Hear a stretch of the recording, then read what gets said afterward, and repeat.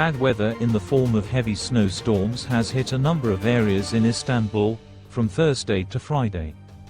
The storm reportedly brought a significant drop in temperatures and heavy snowfall, which peaked on Friday.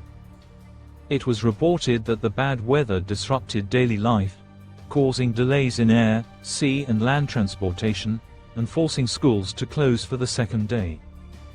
Disturbances were reported at Istanbul's two main airports, namely Istanbul Airport on the European side and Sabiha Gokcen Airport on the Asian side. It can be seen in several videos circulating on social media that a number of areas have experienced extreme weather in the last few days.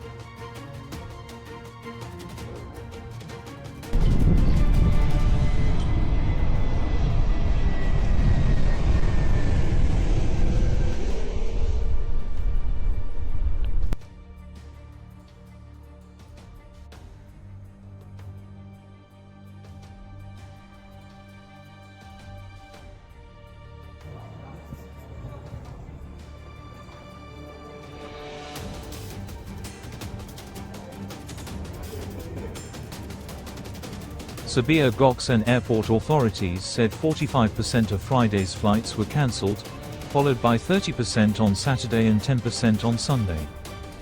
Istanbul Governor Davut Gül announced to the public that all educational institutions in the city would remain closed until Friday. Not only that, authorities predict the snowstorm will last until Monday morning, with temperatures fluctuating below zero overnight.